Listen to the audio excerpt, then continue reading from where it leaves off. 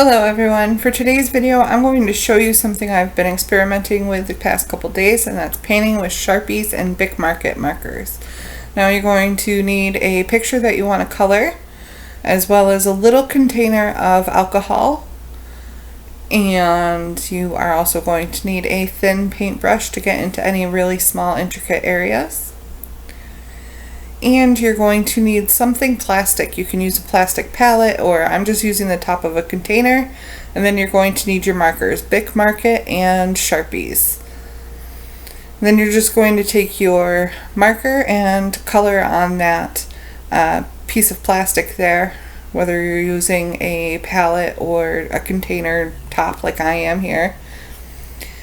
Then you're going to have a little rag set to the side just so you can dry off your paintbrush when needed. Take your paintbrush, dip it into the alcohol. You don't want a ton of alcohol on your paintbrush, so I like to dab it on the washcloth real quick and then pick up some color. And that's pretty much it to adding color to your paintbrush from the markers. Now you might be wondering why I am choosing to color or paint with markers instead of just using watercolor paints or something like that. And that is because this drawing was drawn on just a regular piece of printer paper. So it was really inexpensive paper. And if I were to add watercolor to that, this page would wrinkle up and it would not be very pretty if you add a ton of water to color this entire page. Using alcohol, even though it's still wet, it evaporates fast enough where it doesn't saturate the page and create the wrinkling the way water does.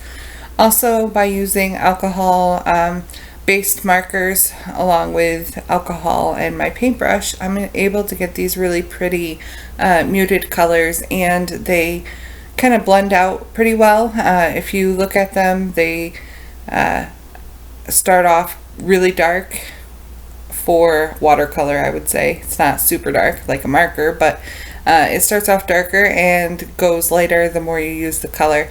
So you do have to add more color quite often to your paintbrush, but you want to start off painting where you want the most color to be. And then just keep working like that until all of your spaces are colored with your watercolor Sharpie, I guess you could say.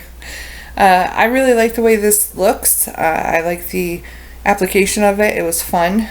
To color this drawing here, this botanical circle drawing, I called it, it took about 2 hours to do. So it does take quite a while, but in my opinion, it's well worth the effort and the time. Now, one thing you'll notice is that there are occasions where I put a little bit too much alcohol on my paintbrush, and it did kind of spread out a little bit into what I would consider to be the white areas. So what I did to kind of fix that was at the end of the painting process, I used just a regular Sharpie marker, a blue one, and colored all the white spaces dark blue, so it kind of covers up all of that bleeding out of the alcohol. So it takes a little bit of playing around with to get the hang of it, but it's a fun process, and you should definitely try it out for yourself. It's a lot of fun. So like I said, overall this took about 2 hours for me to color this way, and I think it was worth it. Let me know what you think about this process and the way the Sharpie looks as a watercolor type application. I think it's kind of neat. I'll definitely be playing around more with this. I especially like the fact that it doesn't curl the page, because a lot of the times when I'm drawing something, I draw on paper that I really like a lot. And most of the time it's not watercolor paper, because watercolor paper is very textured and I'm not a huge fan of that. I like very smooth pages like just regular printer paper or my 110-pound cardstock. And I know that this is going to work out well for me, so I can add the watercolor appearance without it being watercolor and without it wrinkling my page. So yeah. tell me if you try this out and how you got on with it. If you are on Instagram, definitely post a picture and tag me in it so I can see how you applied this method to your own drawings. My name on Instagram is Tiffany Levering, so just follow me over there if you are interested in seeing some of my drawings that I don't do on camera, or just random photos that I take and things like that. I'm over there quite a bit. I usually post, I try to post at least a couple times a week, but if not, it's usually because I'm working on something that can't be posted or whatever else. Anyways, I guess that's it for telling you about this drawing. I really liked the way it turned out. I'm very happy with it. Not sure what I'm going to do with it yet. I may frame it and hang it, or I might just put it in my box as usual with all my other drawings.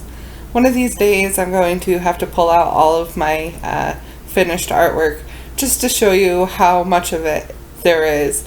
A lot of people think I'm silly for just putting all my stuff in a box, but if you think about it, I have so much artwork that if I were to hang it all, my entire house would be probably wallpapered with just my drawings, which would be crazy.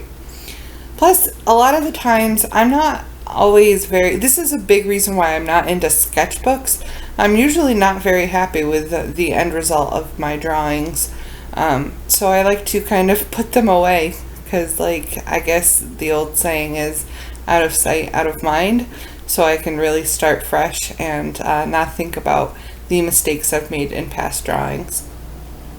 Even drawings that I'm really happy with, when I go back and take a look at them, all that really stands out to me are the mistakes that I made or things that I would have done differently. So to avoid that, I just put it in a box and I don't have to think about it.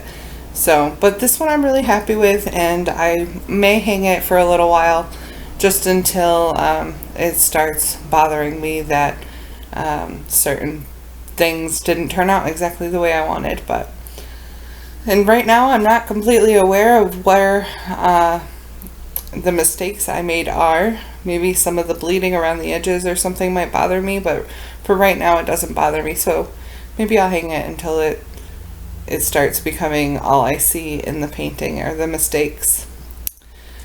Yeah, so I guess that's it. Now these two center flowers, the big center ones in the middle there, I colored the same way with my Sharpie watercolor method. Now I like the way they turned out, but I don't like the way they turned out on camera.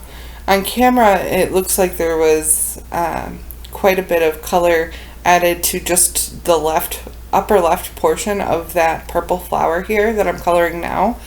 And it looks a little weird on camera, but in person it doesn't look that way. In real life, I guess so. But, yeah. So I'm just finishing up here, these two flowers, and then I will show you kind of how I fixed any mistakes that I made.